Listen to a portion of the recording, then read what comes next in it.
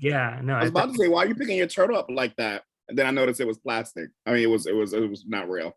yeah, it's a little in my imagination, he's real, but to other people, he is fake. All right, Dan, your turn.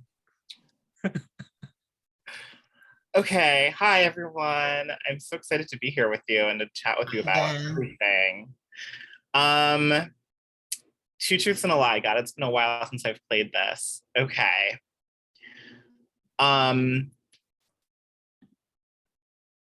One, I have an older sister who was a 90s R&B like star. I was raised in the Quaker religion, and growing up, I was a competitive figure skater. So everyone in the chat, you can say which is the lie, 1, 2, or 3.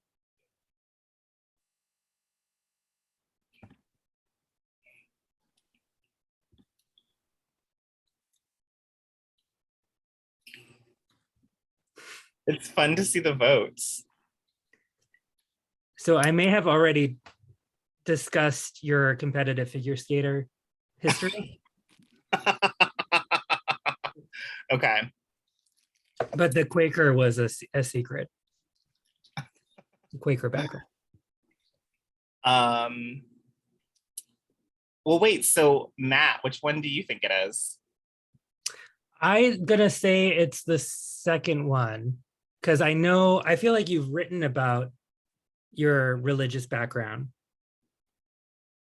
Okay. So, well, yeah, so I think probably everyone's gone. So the truth is that for me, it was number 2 that was the lie, because I went to a Quaker college, but I grew up Baptist. So I have a sister who really is a 90s R&B singer, and I was a competitive figure skater growing up as well. So if you know this group, this R&B duo named Janae, Jean from Janae is my sister. Amazing. I call next.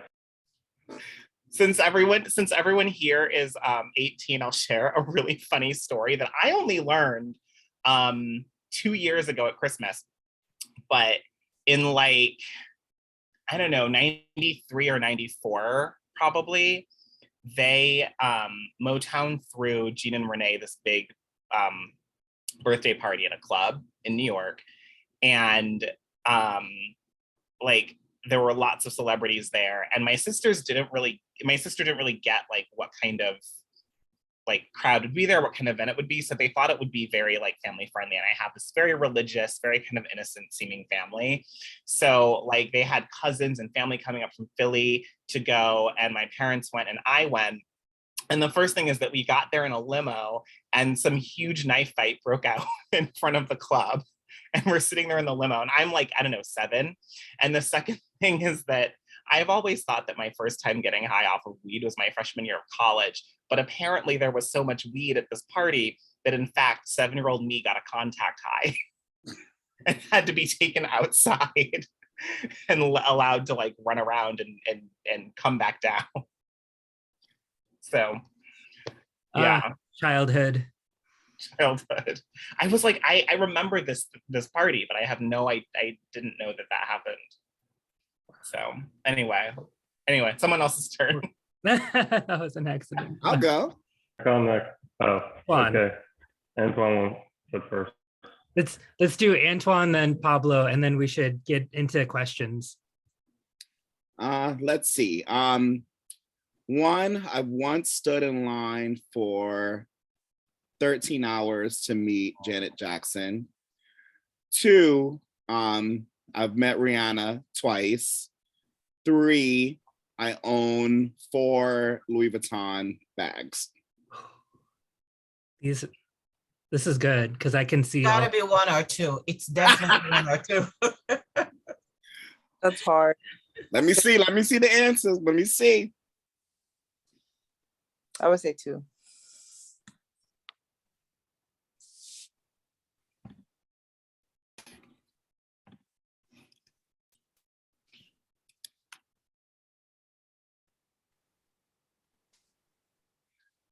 All right, should I share? See, Yeah. So number 1 is the lie.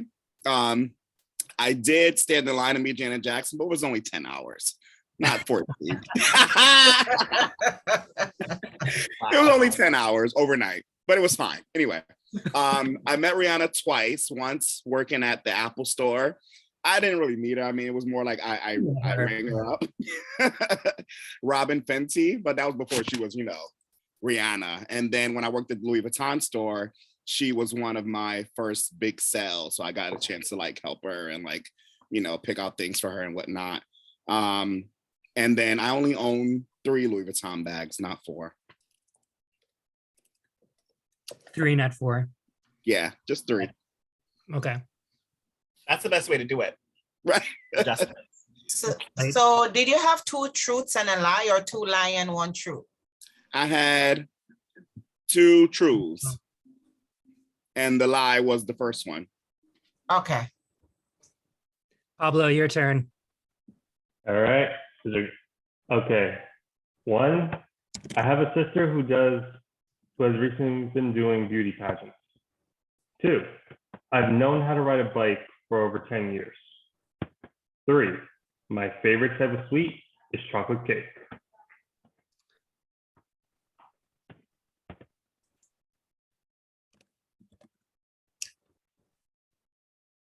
Pablo, what was the first one?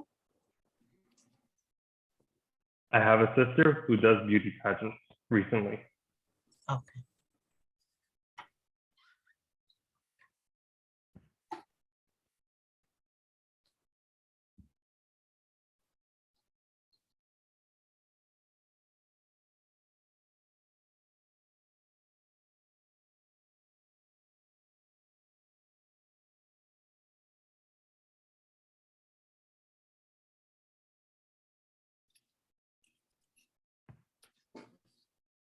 Okay, the votes in?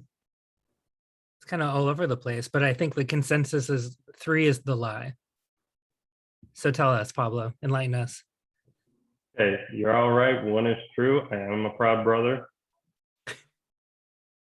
Granted, my sister is older than me by 3 years. And 2 and 3 are both lies. I hate sweets, so yeah. And it is embarrassing. I didn't learn how to ride a bike till I was like 14. It's I okay. never had the chance. I was 12. Also, I was scared to ride a bike because I always thought I was just gonna fall.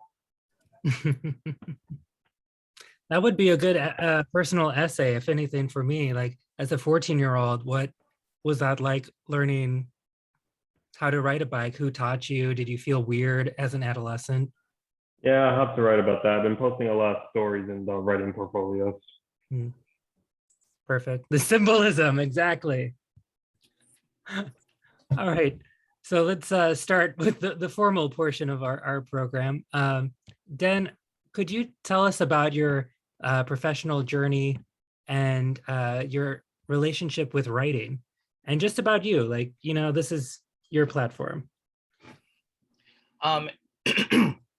Excuse me. Sure. So my professional journey and my relationship with writing are certainly very intertwined.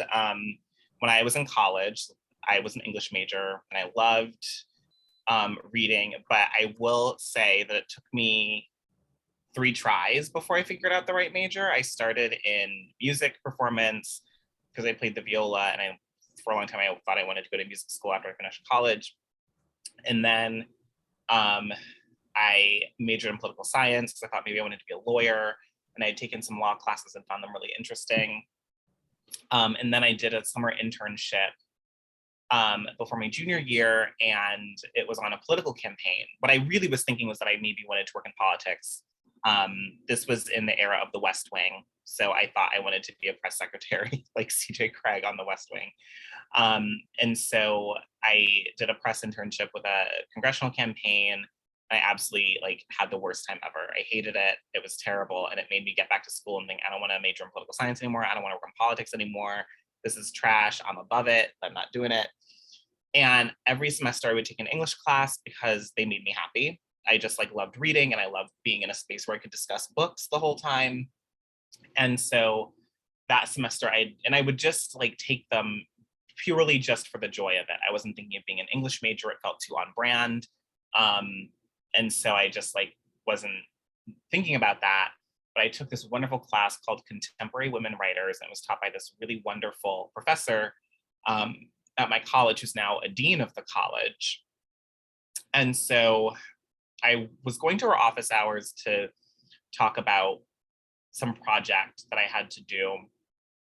And, you know, that was fully what I was there to do.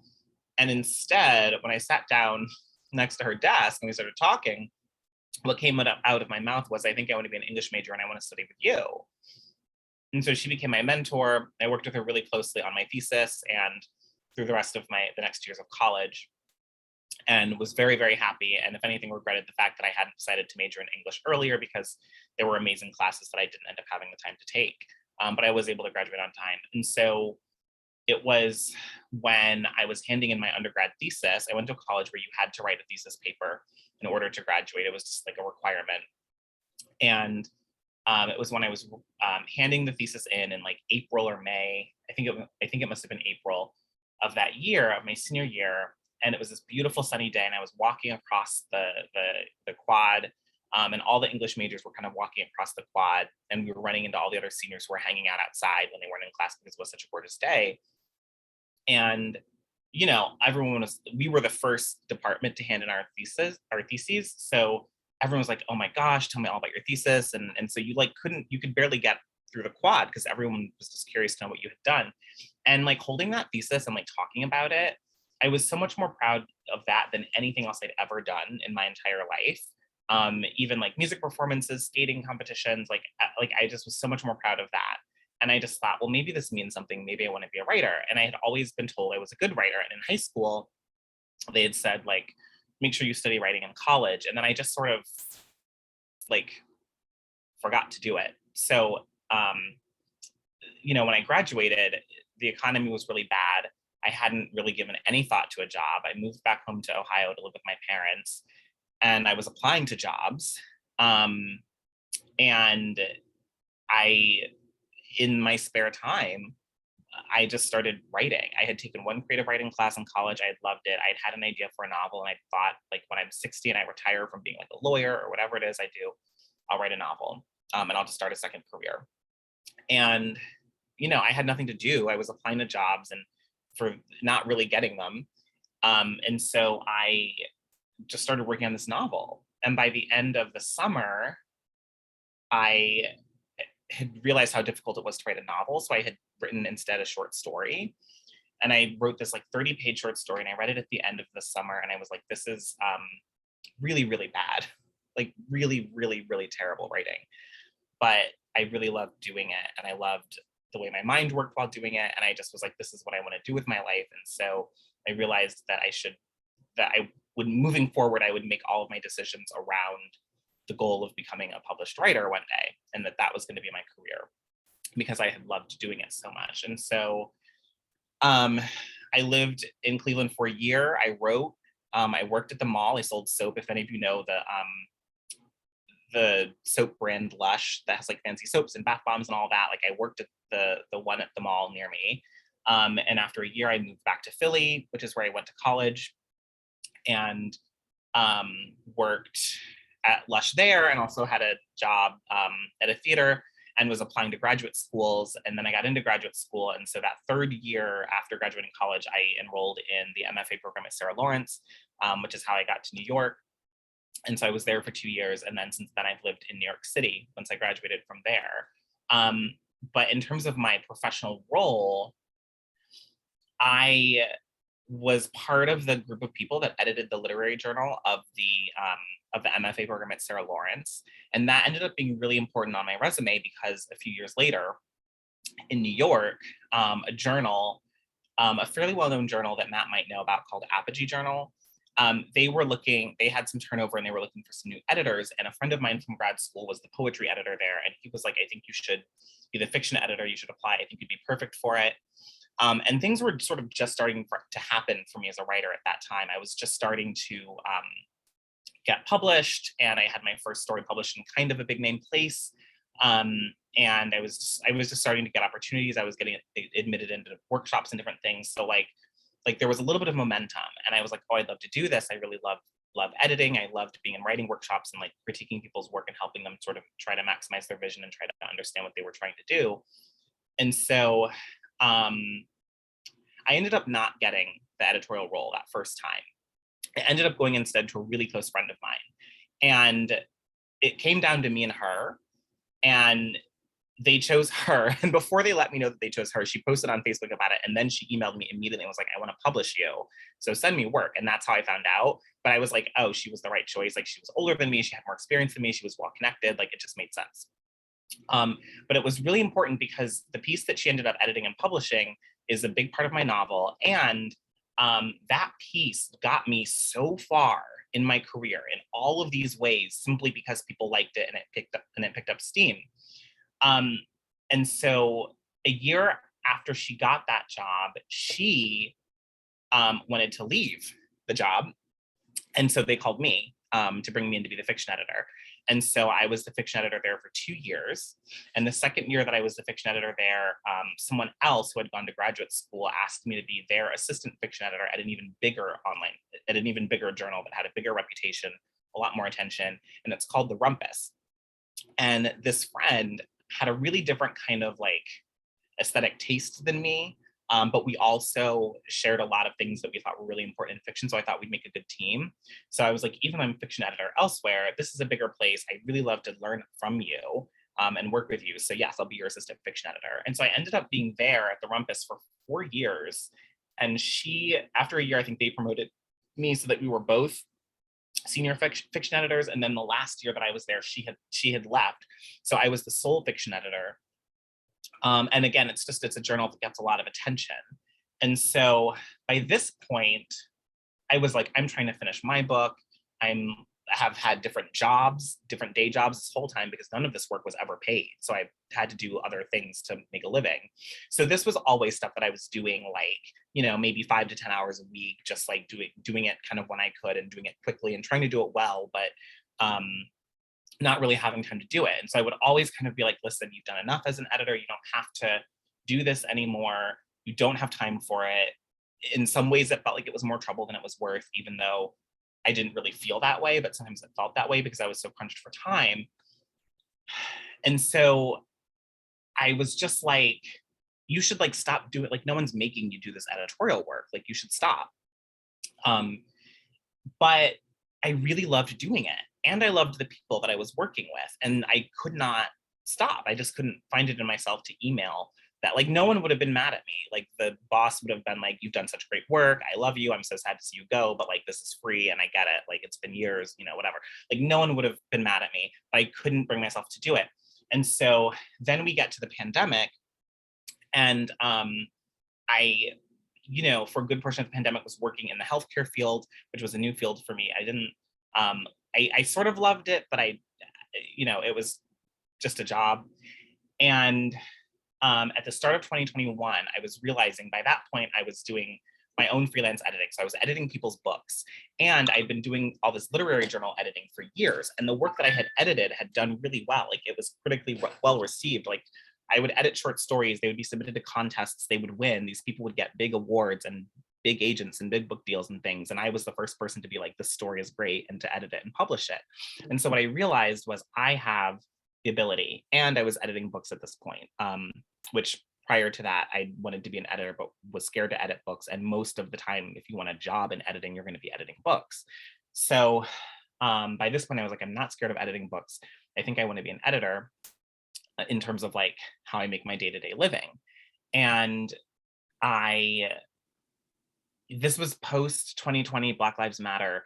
The publishing industry, which is super, super, super, super, super, super, super, super white, was really working hard to bring in BIPOC people in all areas of the industry, but particularly as book editors. And they were really striving to try and like find ways to be more equitable as an industry. And so what was happening is publishing is a very old-fashioned industry, and you really have to work your way up from the bottom. And we're talking years and years and years. Like, people will be editorial assistants making $35,000 a year, living in New York City for 5-6 years. And you move up ever so slightly, and you don't get paid shit until you're at the top.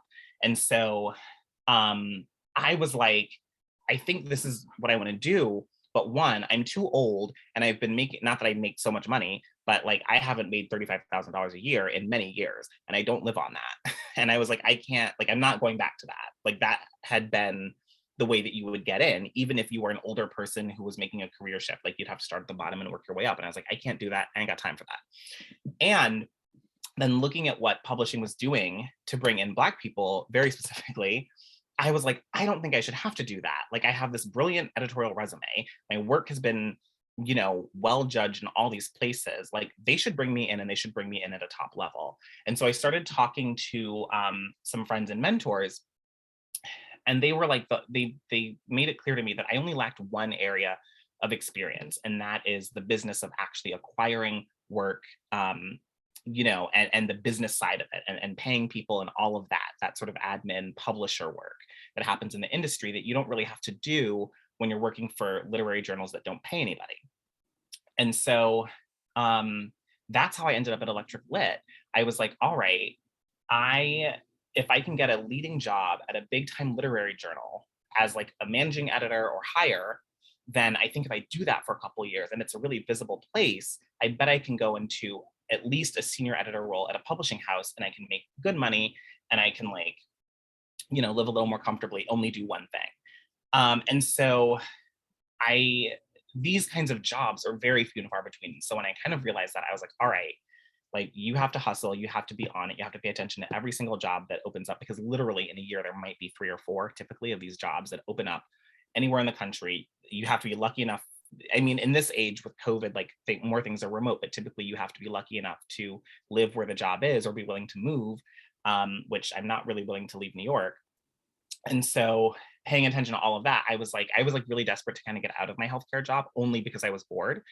And I was like, you might be in this healthcare job for another year, because it wasn't the sort of thing I wanted to give up for any old thing. It was like, it had to be the right situation. And so I kind of made my peace with that. And then maybe a month or 2 later, this job opened up at Electric Literature to be the editor-in-chief. And I applied for it, and I went through 3 rounds of three interviews, and I got it. And so that's how I ended up in the role, the day job that I have.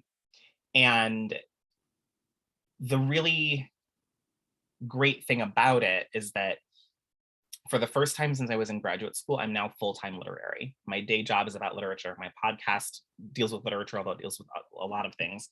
But it's like literary, and the 3 people that I co-host it with are writers.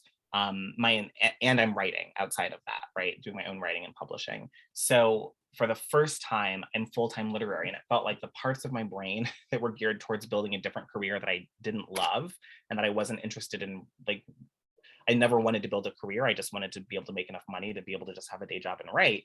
Like, I could kind of shut that down.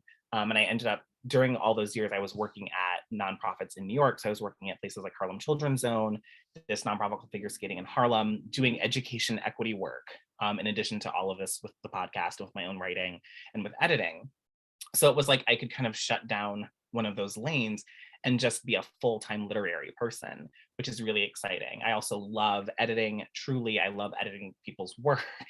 I love building relationships, and potentially sometimes long relationships with writers. I love finding opportunities for younger writers, for BIPOC writers, queer writers. So in this sort of high-level role, I get to be kind of a literary tastemaker. Electric Lit is like, not just to, it's been a long day, so I'm just not like pulling any punches. Like, Electric Lit is a big fucking deal. And for me to be a Black trans person, like, in that lead role there, says a lot about what I can potentially do in the industry to open up more doors for more people. And so that's what I'm really excited about. And that's what my editorial work is sort of really centered along. And then in addition to all of that, I have my own writing. I don't know if that kind of answers the question. It was a lot, so sorry. Absolutely. Yeah, we were just sitting back and enjoying the ride. I really love your emphasis on community and the sort of incorporating others into your writing process in your life. I personally find it very rare. A lot of people are taught that writers are these solitary beings that should just chain themselves to a desk and suffer, but it does not need to be that. It shouldn't be that. So I very much value hearing your perspective. I'm just posting 2 student questions in the chat. The first is, what is the most common problem you see among new writers? And the second question, we could have an entire discussion about that first question, but the second one, how much do you try to alter in the person's story that you're editing? To what extent do you see yourself, if at all, as a co-writer? These are good questions for sure. I'm going to start with the first one because I think that's a little bit more of a direct answer. So far, almost universally, the most common problems that I'm seeing in new writers, and Electric Lit is a haven for new and emerging writers. We are often the first people to publish someone, or among the first publications to publish someone who's sort of hopefully, building a career, and we want to do that. And that's an important part of who we are in the industry and the place that we've carved out for ourselves.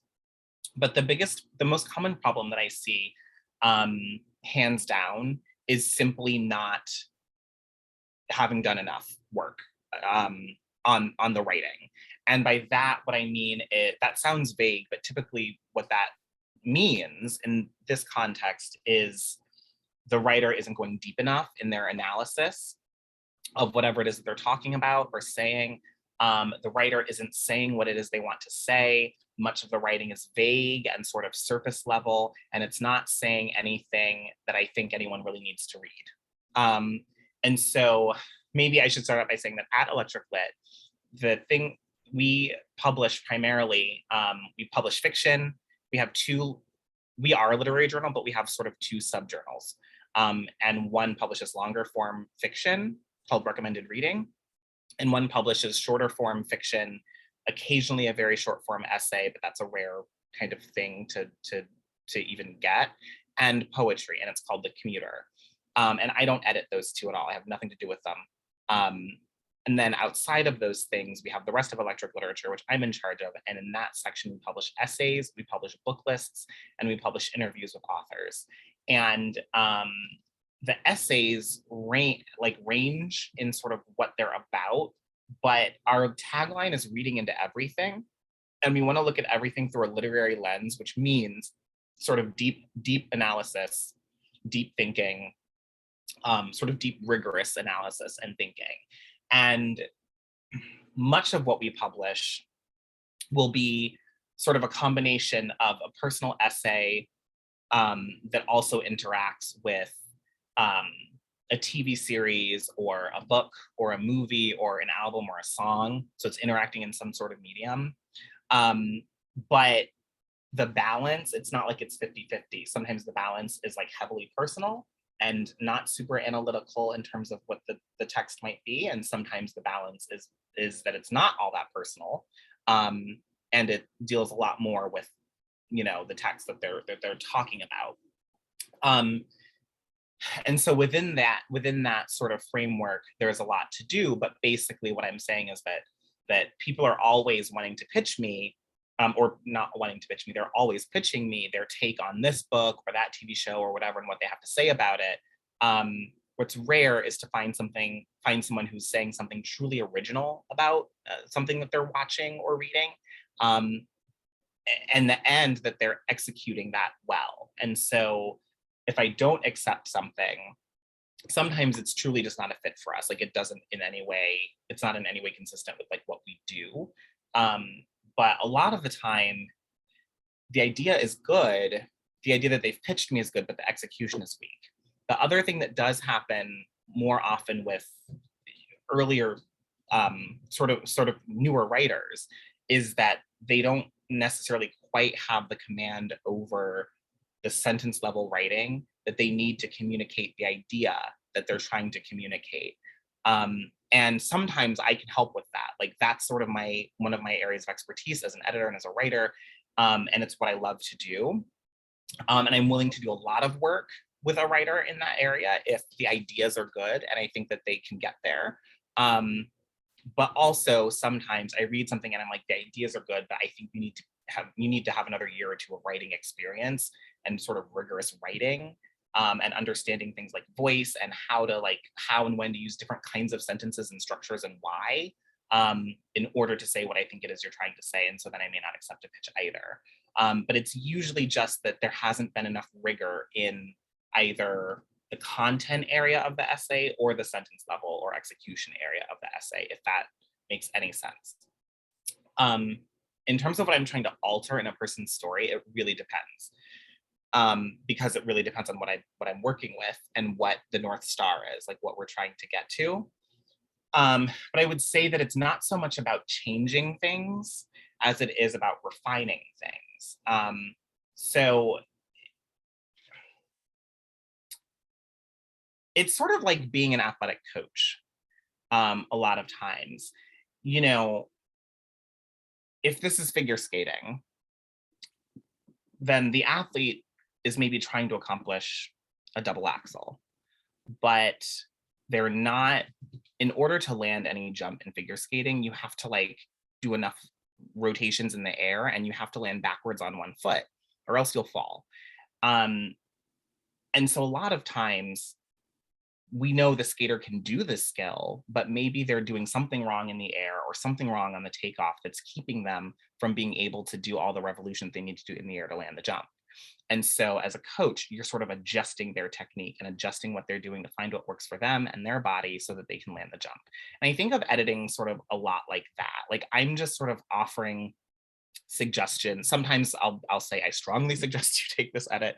And sometimes I'll say, I think you should do this, but it's up to you. It just depends on what it is. But the point is that in terms of what I'm looking to sort of do to take an essay, for example, from one point to the next level where I'm ready to publish it and I'm happy with how it is, it just really depends on what they've given me. And what we're looking to accomplish with the essay. It also depends to a small extent on how much I have on my plate, how many pieces I'm working on, what else I'm doing, because my job is not just editing pieces. We're a very small nonprofit, so there's other things to do. I contribute to our fundraising efforts and all these different things. You know, simply hiring and maintaining and managing a staff and supporting them and trying to support their professional development as well. So there are weeks, for example, where I'm editor-in-chief, but I may only spend, in some weeks, I may only spend 4 or 5 hours editing in my 40-hour work week. And the rest of the week I'm doing other things. And then there are weeks where I'm able to spend most of my days editing. So to some extent, I might also take into consideration how much work I think the essay needs and how much of that's going to fall on me telling the writer, here's what I think you need to do, go and do it. And them being able to do that or them not being able to do that and me having to work very closely with them and how that fits into whatever else I'm doing. We publish 9 to 10 pieces a week at Electric Literature, and I'm only directly responsible for 4 of them. And I supervise, you know, the other 4, and then the 2 are going to be from recommended reading in the community and I have nothing to do with. But I'm sort of largely responsible for 8 of them. I'm directly typically responsible for about 4 of them, and I supervise the other 4. But just for my 4, for me to make sure that I'm doing what I'm doing, like that I'm keeping up my end of the bargain in terms of keeping up with our pace that we've set, I typically have to have between 15 and 20 essays in process at any given time, because writers are constantly writing and saying, oh, I need an extension, or oh, this happened or that happened. And sometimes it's happening very last minute. And so you always have to have a lot of different things in all different stages of progress just to maintain that schedule. So to some extent, I do think about, all right, do I have time to take this on, depending on what I think it needs. So I don't know if that sort of answers your question, but it just really depends on what I'm working with and what the circumstances are. I love that. I'm thinking of you spinning 20 plates now all at once and somehow not crashing. Oh, I do crash. There's always 2 or 3 writers where I'm months behind on my correspondence with them. Always.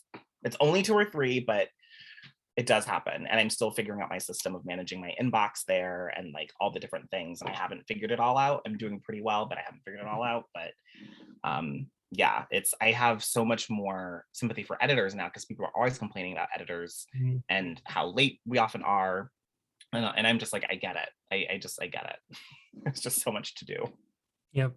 We're all trying our best. I'd like to break it up a little bit. I have a poll.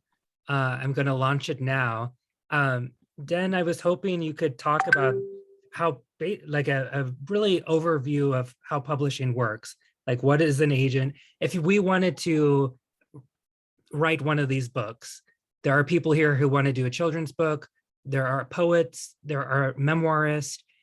Could you please, everyone on this call, select one of these genres, and then you could use this as an example to, if one wanted to get this published, how would they proceed? All right.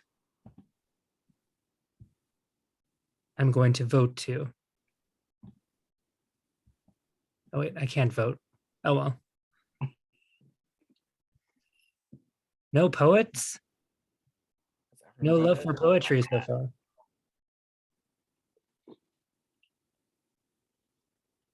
Well, let's run with a children's book then. The people have spoken. So, not gonna lie, I don't really know how it works for children's books.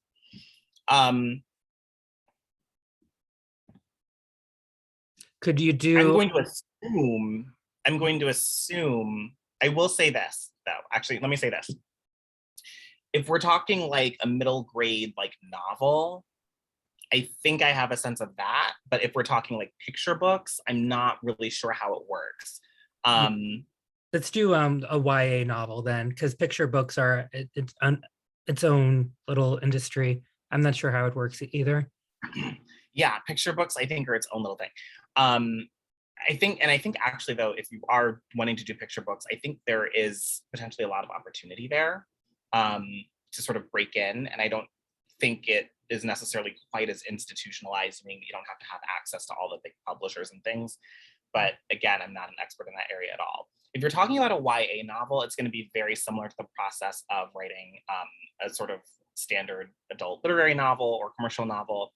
And that's this: when you are a debut writer and you want to write fiction, generally speaking, the most important thing is you have to write the book first. So you want to do everything you can to write the book and make sure it is as polished as it can be on your own. And so that might mean years of working on it.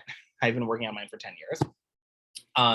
It might mean getting potentially an MFA, and there are MFAs in YA, or it could be taking different workshops, which you should be doing anyway once you're trying to build a career as a writer, because it's a great way to build community. And now there's so many ways to do it without an MFA that like you don't, I mean, I think MFAs are great and they have their purpose, but when I was kind of starting out, it was kind of the only way to go. And now there's so many other ways to go. They're more cost efficient and effective, and that's important. But things like community workshops at community centers, or even literary organizations or centers. So like in Seattle, they have this place called Hugo House, which has writers come in and teach sometimes one-day workshops and teach sometimes like 6-week workshops on writing the YA novel or writing the memoir or whatever. In New York, there's Catapult, which it's located in New York, but you can take a lot of their things. Most of their workshops are online, so you can do them remotely. That was often how it was even before COVID. And there's lots of organizations like that where you can just gain experience, and you're building your community, and you're showing people you're writing, and they are ideally in very generous ways telling you what's working about your writing and your projects, and helping you maximize your vision and find the path to move forward. And so a lot of writers have a decent amount of experience doing that as well, to get them from point A to point Z in terms of the writing process.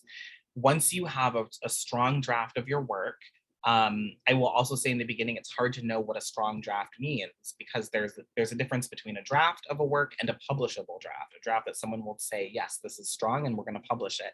And even when they decide to publish it, you will continue to go through edits. But learning those standards is part of what is so great about community workshops, right? So so once you kind of get to that point where you have a manuscript and you have a sort of a version of a completed book, it doesn't have to be perfect, and it doesn't even have to necessarily maximize your vision. But once you feel like you have a strong command of sort of craft and your vision of what you want the book to be, and you have a manuscript, and you're ready to maybe start working with another person on it, that's a good time to start looking for a literary agent. And so the process of agenting, of getting an agent, typically, and it's different for everyone and there are no rules, but typically speaking, is you will go to the agent's submission portal, which might be through the agency's website in some way, and they'll ask for a certain amount of it, usually a first chapter or a first 10 pages or something. And they might be specific about how to format it. They might say it should be in the body of an email, it should be in an attachment. And so if you want to query like 10 agents, which is very standard and normal, you just have to really pay attention to the details, because every agency and every agent to an extent may want slightly different things. So you pay attention to all those details. Like, do they want your name and the page number in the upper right-hand corner or the bottom left? Like, pay attention to that. But you get your submissions ready and you query an agent. And if you don't have like some sort of thing that has brought you to the front of mind for that agent, then you're just going through what we call the slush pile, what we affectionately call the slush pile.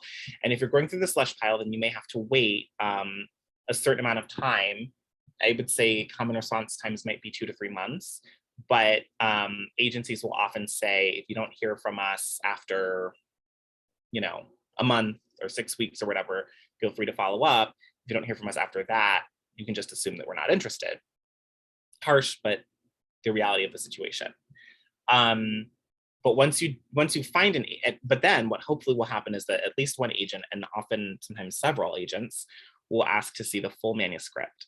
And so once they see the full manuscript, then they know the full reality of what they're working with, and they might say, yes, I want to represent you, or they will say no. If they ask for a full manuscript, that's also where you can typically follow up after maybe a month or 6 weeks, and go through that process. Sometimes they get back to you very quickly. If you get a yes from one agent, you are fully encouraged to not just accept that yes, but let all the other agents know who have asked for a full manuscript, that an agent is interested and basically wants to offer you representation. And that will get them off their ass and they'll read it very quickly, so that they can let you know, because they when I tell you, every industry is sort of like People Are Lemmings, where it's like, if you want it, then I want it. Publishing, it is insane. Like, it's absolutely insane. The way in which the minute someone wants you, everyone else is like, wait, I don't want to lose out. So then they like get their ass in gear. And so you go through that process. Hopefully you get an offer of representation. If you like that agent, you want to work with them, then you say yes. And then depending on the strength of the manuscript, the agent might be like, oh, you have very little work to do, so just do this round of copy edits or simple edits or whatever, and we'll send the book out to publishers. Or they might say, all right, we're going to spend a good amount of time getting this ready for publication. And whether or not they're going to do that will depend a lot on the manuscript, but also on the agent, because some agents are very editorial and will work with you closely in the editorial process, and some agents are less editorial, and some writers want to work with their agents in that process. And some writers are not terribly interested in working with their agents and just want to work with the editor. And ultimately, an agent's job is to handle the business side of your relationship with who will become your editor and what will become your publisher, what organization. And so, you go from there, you edit the book with the agent to some extent, and then, they send it out. If editors are interested, then it's sort of a very similar process. They'll let the agent know. The agent might then let all the other editors know, oh, such and such at this publishing house is interested. And then there'll be a lot of conversations. And you may end up hopping on the phone with an editor to talk through whatever questions they have for you about the book, to find out about their vision for the book, to find out, the ways in which they want to support the book so that it hopefully goes to market and does well. And somewhere in all of that process, the editor will also have to show the manuscript to the rest of the publishing house. So they have to show it to sales team that handles all the numbers of everything. They have to show it to marketing, they have to show it to publicity, and they all have to, and they have to show it to their boss, like the editor at the very top, and they all have to agree that they want to buy this book as a publisher. And then they have to work with a publisher to find out what amount they want to try and buy the book for. And so once that happens, if you get an offer and it's the only offer, you can still negotiate a little bit more usually. And that's what the agent is there to do. And you hopefully take that deal and like move forward with a publishing deal. If many publishers are interested, or multiple, even two, then you begin to go into what is called a bidding war, and there's an auction. And you can kind of decide if you want your deciding factor to be the most amount of money, or if maybe one editor at one publisher maybe doesn't have access to quite as much money, but you really liked that editor and you can see yourself working with them and you think their vision for the book is like the better vision. So you don't have to decide based on money. It's up to you, but you go through this process with, you know, between two and however many publishers are potentially interested in the book. And then eventually you settle on a figure, and then a deal is done. And from there, it is often anywhere from, on average, I'd say 18 months from signing a publishing deal to publication date. Sometimes it can be longer for all different kinds of reasons, which can be the author, but more often I would say maybe are the publisher. Publishers, I mean, editors are just absolutely working too hard right now. It's like a problem in the industry that people are talking about. They're asking too much from editors. They're asking for editors to buy too many books. And editors just don't have enough time, and no one in these publishing houses has enough time. And so everyone is extremely burnt out, overworked, underpaid, and literally people are quitting publishing, like especially in entry-level positions, when they're spending those 5 years in an entry-level position, like I mentioned, without promotion, without raises. So it is a problem that they're going to have to figure out. But I've known writers where they had a book deal and the book ended up being delayed for 2 or 3 years, basically, because it sort of got shuffled around for all these different reasons that are legitimate reasons, but that just can delay the process. So, so it's an interesting place sort of to be, but hopefully if everything goes well, you know, you have an editor who's able to really push for your book to be important and supported, and it publishes, and then hopefully it does well. But it is a long process. But these things can happen quickly. Like they'll jump on things that they know they want. So like, it's not always, 2 to 3 months to get an agent, you know, and then a year to get a publisher. Sometimes things happen very quickly. It just sort of depends on many, many, many different factors. But that's the sort of standard process for a novel, a YA novel. Memoir and nonfiction are a little bit different because sometimes you can sell a book on a proposal, which could mean like 3 very well written chapters of the book and a proposal that outlines the rest of the book, which might be like another 20 pages. And so you can sell, you and your agent can sell that if it's nonfiction, and then you have a certain amount of time in which to write the book. But of course, writers get extensions all the time. But the rest of the process is sort of the same. It's just that acquisitions process happens earlier on in the life of the book, if that makes sense. If it's a certain type of nonfiction book, like some memoirs, or like a nonfiction book that's like about, like I have a friend who's finishing up a nonfiction book that's all about her own struggles with, I think it's chronic fatigue syndrome. And it really takes a detailed look at the American healthcare system and how it treats different bodies and all different kinds of things. And so it's like sort of a memoir, but it's like also more analytical than that. But she sold it several years ago on a proposal, and is like has spent the last 4 or 5 years finishing it, writing and finishing it. So, but that's usually not going to happen with a novel these days. It used to 30 years ago, but it doesn't now, usually.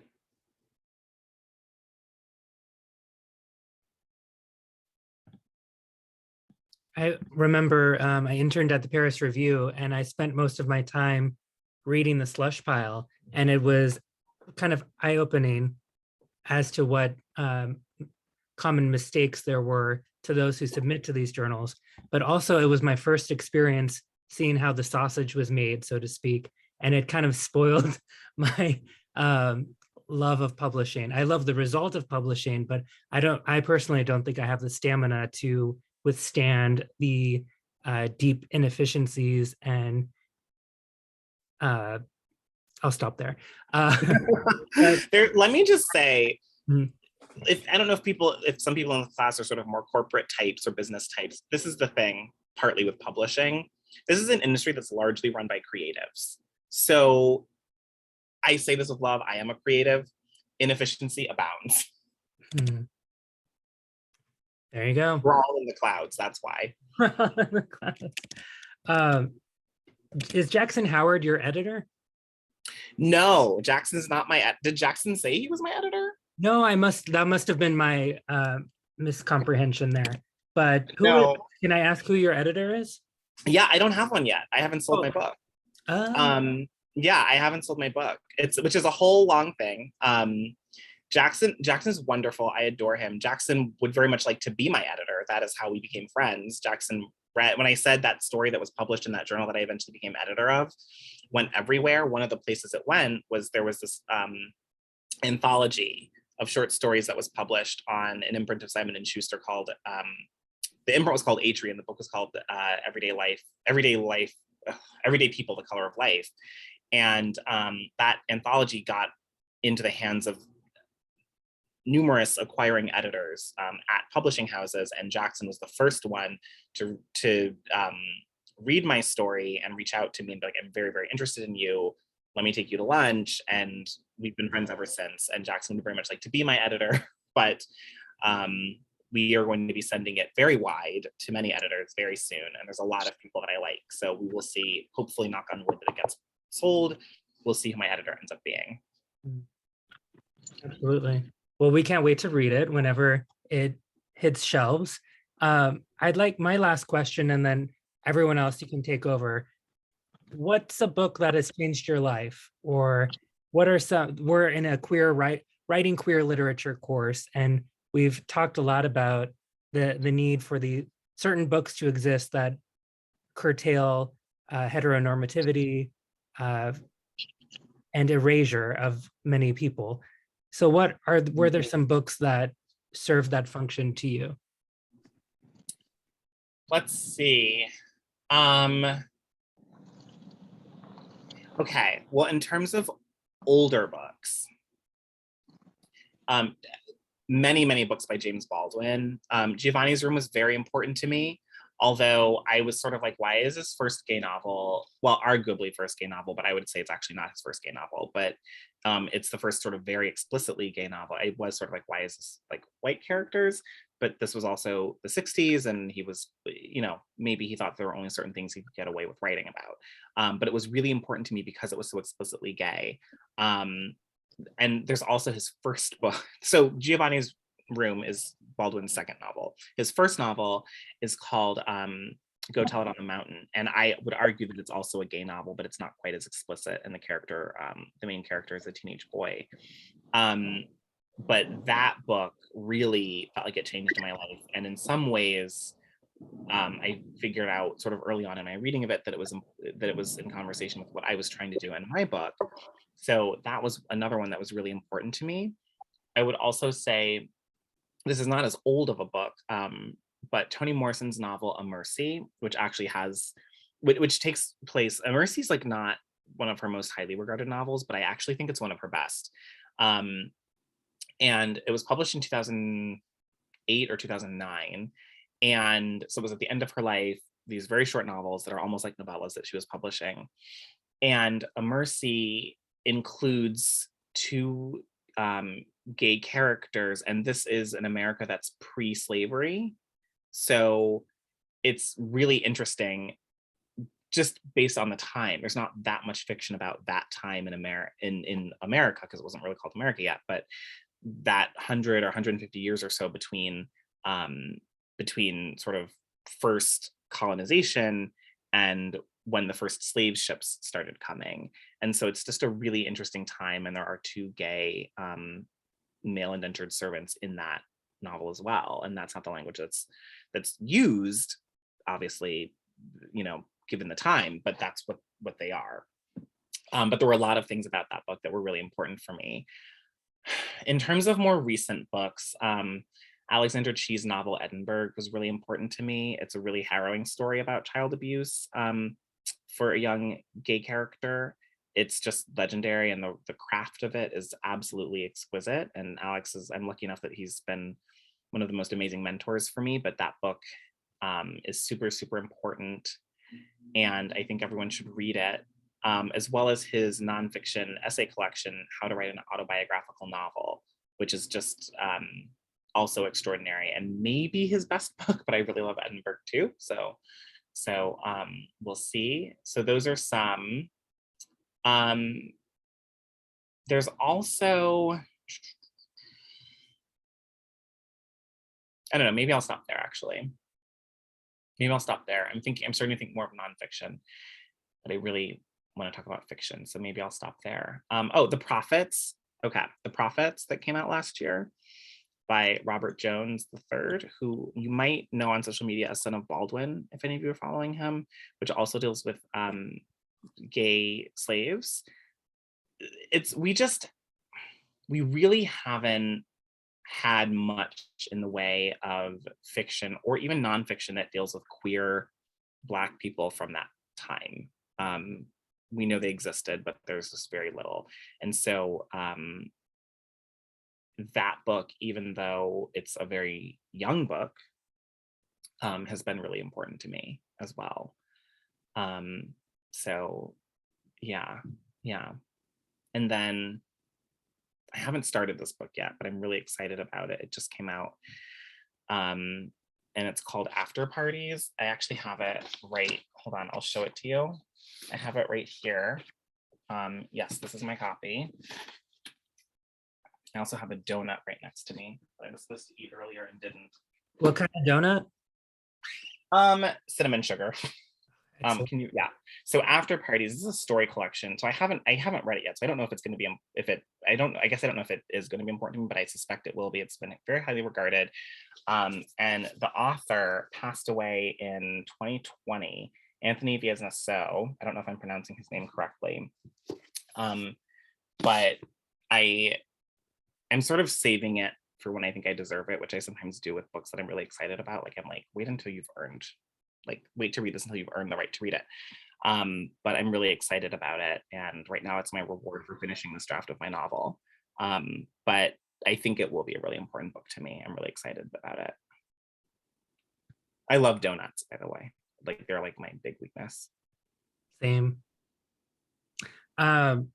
Now I'm thinking of getting Krispy Kreme donuts tomorrow morning, treating myself. There's one close to, literally 2 blocks from my apartment. I live in LIC Astoria area, and there is a Krispy Kreme probably 10 minutes away. So I think it's going to happen, guys, tomorrow. Any last questions for Den before we head out? Yes, hi, Den. Hi. This is Yvette. Nice meeting you. Nice meeting you. I have a question. Actually, 2 questions. I'm just going to ask both of them at the same time. So one is, have you ever encountered writer's block when you're writing? And if yes, what methods have you used to overcome them? And the second one is, does the publisher usually push through to get the book published for the author, or does the editor do that? So that's a good question. So I'll say that one sort of first. So the editor, when you submit a book to be published, it's submitted to a specific editor, like one person. I mean, it's submitted to many editors, but in terms of a publisher, it's submitted to one editor at a publisher. And if that editor likes and wants to publish it, then they have to take it to the rest of the publishing business at their publisher. So marketing, publicity, whoever their boss is, unless they're like the VP, which probably is not what's going to happen. So you're sending it to an assistant editor or an editor or a senior editor, and there are people above them. And all of those people have to agree that they're going to take this book on and publish it. Once that happens, though, the editor is your biggest advocate within the context of that publisher. So that they're publishing many books, they're publishing many books on any given day, even. And there is some fighting that has to happen, or advocacy rather, that has to happen to make sure that your book is getting the proper amount of support and effort from the publisher. And unfortunately, not all books are published not all books are bought for the same amount of money. So a book that's bought for a lower advance versus a book that's bought for a higher advance is going to have a harder time competing for the same amount of resources to make that book succeed, because the book that has been bought for the higher advance has been invested in more by the publisher, and the publisher wants to make their money back, right? Mhm. So if your book is purchased for $50,000 by a publisher, and that publisher also has purchased another novel or another book for $500,000, that's going through its process at the same time, that book that got the higher advance will often get more resources thrown at it. It also may depend on like, is that a celebrity book, or is it just a book that maybe went to auction and a lot of publishers wanted to buy it? But your editor has to love your book, because they have to be able to push through that. And even though your book is a $50,000 book, or even more because of that, they have to be there to advocate to make sure that it's just getting the resources that it deserves so that it can succeed. Because because here's the thing, your $50,000 book might be the book that Roxane Gay shouts out on her Goodreads, and then all of a sudden that book is everywhere and it's getting sold, and they need to be prepared to support that, because that happens all the time. Or that little $50,000 a year book or $25,000 book might be a finalist for the National Book Award, and then all of a sudden it's got a sticker on it and it's flying off shelves, and they need to be able to support that. So it's kind of your editor's job, and a little bit your agent, but really it's like your agent is probably pushing your editor. And it's the editor's job to just make sure that all of the support that goes into making these things happen, and that all the support that goes into making the world possible for your book happens in a space where it feels like resources are limited, and at the end of the day, the books have to kind of compete with each other. So that's it. It's your editor's job to do that. In terms of writer's block. So I personally do two things. I will give myself grace and be like, you may not make your deadline, and read.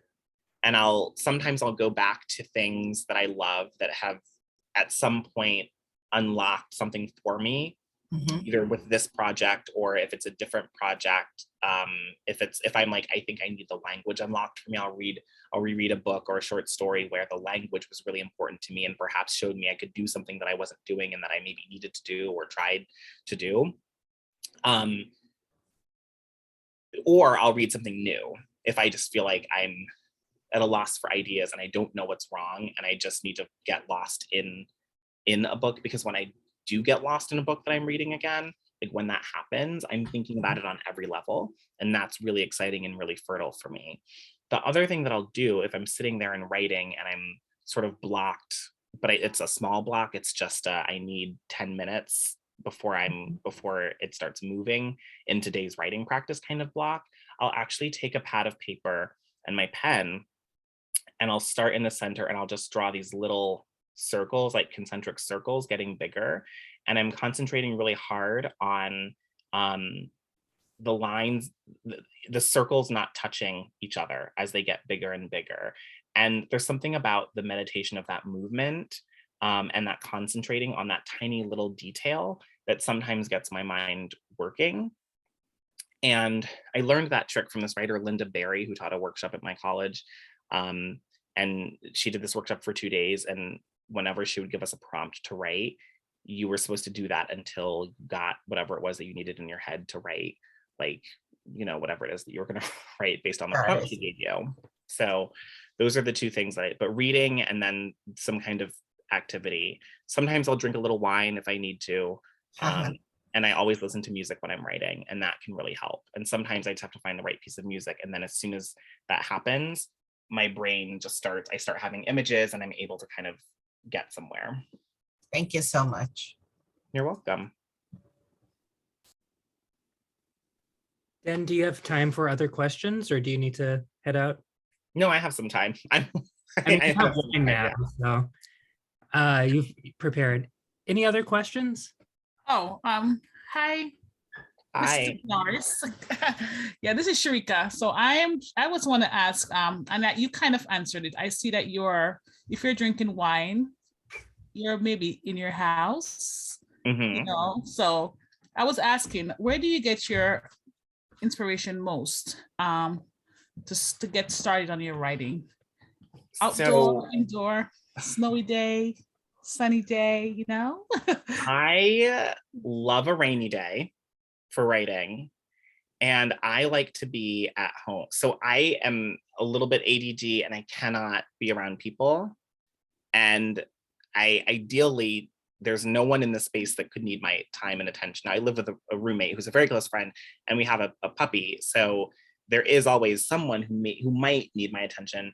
But I function like even if the door is open in my room, like this puppy's new. So the other day I was trying to write, and he was like staying out on the couch for the first time, and my roommate wasn't here.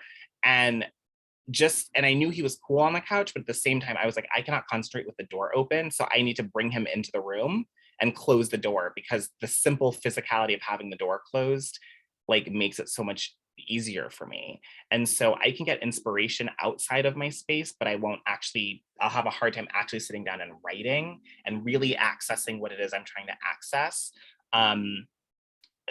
I will have a hard time doing that unless I'm in my designated writing space, which is usually in my bedroom. It can be other places if I'm at a residency or if I'm like traveling or something, but like coffee shop writing, absolutely not. Because I'm nosy, and like if I see people around, I'm like, oh, he's cute, he got a wife. Oh, what's her story? Like, like I'm just, Yes. Get it. Awesome. Thank you so much. You mentioned in your bedroom. Do you write better sitting on your bed, relaxing with the laptop on your lap, or sitting around a desk?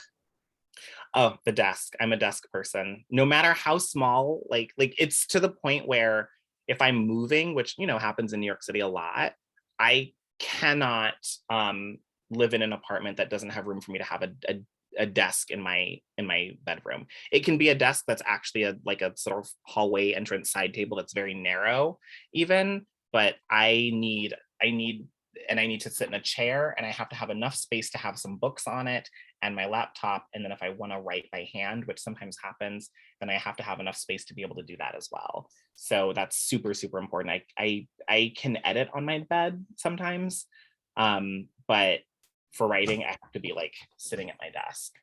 Do you find it easier to write when you're in a space where you're just alone with your thoughts, or a space where there's not necessarily people, but there are other sounds, like say you have a window open so you can hear the rain that's falling or something like that? Other sounds are good. Rain is really good in particular because it's rhythmic, and it can sort of just like entrance me. But sounds are fine. Sort of country sounds are better than city sounds. And I live in Harlem, so that's kind of tough because like I hear city sounds, like, and where I live specifically, there's always like motorcyclists going by like all the time, and there'll be like lines of them. So you just hear them like revving their engines, and then you hear someone shouting on the street, and I just want to be like, shut up. And like there's just like lots of noise, and I love my community so much, but like when I lived in Brooklyn, it was quieter. So I do miss that a little bit. But like if it's natural sounds like the weather or like a creek or like a bird, that's usually not so bad, but it's because those are like more soothing. But ideally I'll have my music on anyway, and so I won't hear too much of that. Awesome. You may have mentioned something about this before, but what are some of the best bits of writing advice you've ever received and that you can leave with us today? The first one always is just to keep reading. I think that it's really important, and I'm not always doing this myself. It's just hard, like when you have a busy life. But I think it's important to read more than you write.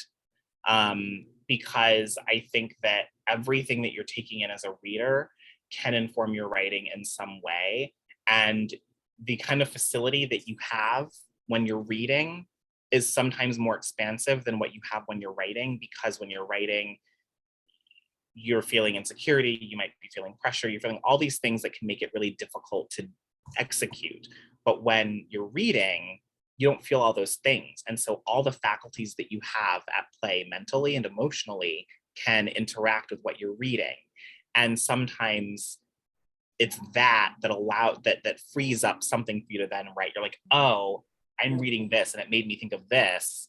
And then you're able to like make progress. So I just think reading is super, super, super important. I'm a big sentence level writer.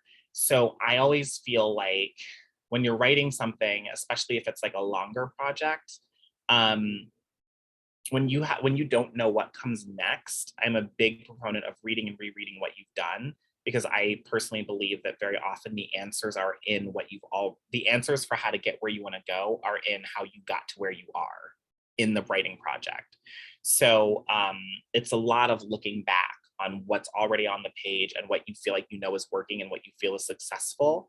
And you can look at that analytically and think about what you're doing with certain craft choices, if that's the issue that you're having.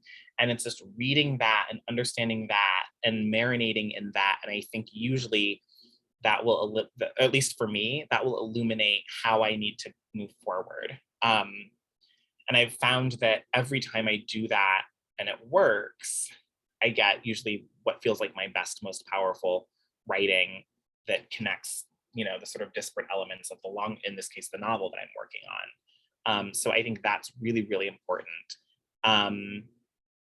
There's a little trick in terms of also if you're writing a longer project, and when I say longer, I mean it could be like an essay or a story or something like a novel. But when you stop writing,